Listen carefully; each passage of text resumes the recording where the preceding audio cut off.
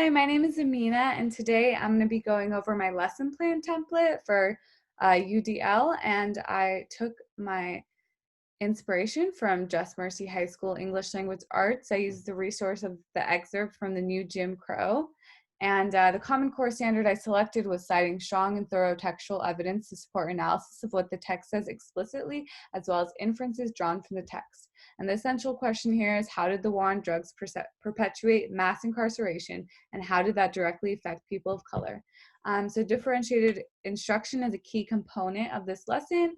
And to meet all the needs of my students, I will ensure there is a visual component. I'll be showing a video of recent Black Lives Matter protests and engaging and inspiring young activists talking about mass incarceration. An auditory component will include me lecturing, explaining, and walking through the requirements and some key vocab, such as structural racism, the war on drugs. The linguistic component will be in reading and analyzing the text, and the interpersonal component will be that I am centering this lesson plan around problem-based learning. So they will be working in groups and collaborating and coming up with potential solutions. And to scaffold the lesson to support the needs of students with special needs, I might provide them with a simplified, shorter version of the text, or maybe even design a different activity where they learn about incarceration in general.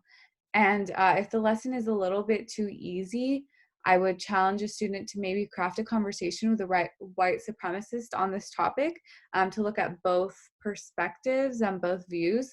But if the lesson is too hard, maybe I won't have them look at a second source and do that comparing, but focus on just that one source, perhaps providing that simplified version of the text as well if necessary. And just to start the lesson, I will talk about what they know about the Jim Crow laws in the past. Of course, it's called the new Jim Crow, what they know about the civil rights movement, also maybe some factors that might lead to incarceration, the war on drugs, maybe show a little video about that, or just a short explanation based on students' understanding, or maybe have students explain to each other. And to engage the students, I think they'd really like to see a video about the recent protests and speeches from inspiring young activists. Seeing that's happening here and now with people their age might really grab their attention and get them really interested in this topic. And I also, of course, outline my behavior expectations of respecting peers, remaining on task, and responsible internet use when researching. Going back to respecting peers, make sure they understand the elements of constructive structured controversy and how that can help them. And again, they need to respect each other's opinions. And so first, I'll be going over the assignment requirements. I'm going to want them to read, annotate the text, find another source on the same topic, and independently write a summary, and then join groups to talk about findings. And then they're going to collaborate on a set of analytical questions about the subject matter. And the last question will be possible solutions that everybody needs to agree on.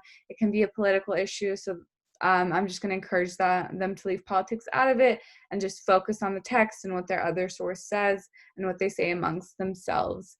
And again, be there to facilitate that. And yeah, again, be monitoring them. Pay attention to Bloom's taxonomy. They will be defining key vocab such as the war on drugs, structural racism.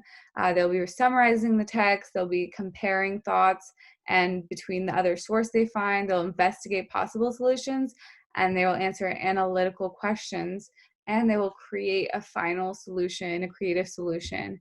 So they're all the components of Bloom's taxonomy, all the levels, and yeah. And for assessment, I will be grading the individual summaries and seeing the students' level of understanding, and also seeing how they work together in the groups, the quality of the analytical questions, and also some participation points, just observing how students work together, seeing if someone dominated the discourse, someone did all the work, just watching out for things like that. And for accommodations, modifications for Blake, I would modify his assignment and maybe not have him find a second source and use a simplified and shorter version.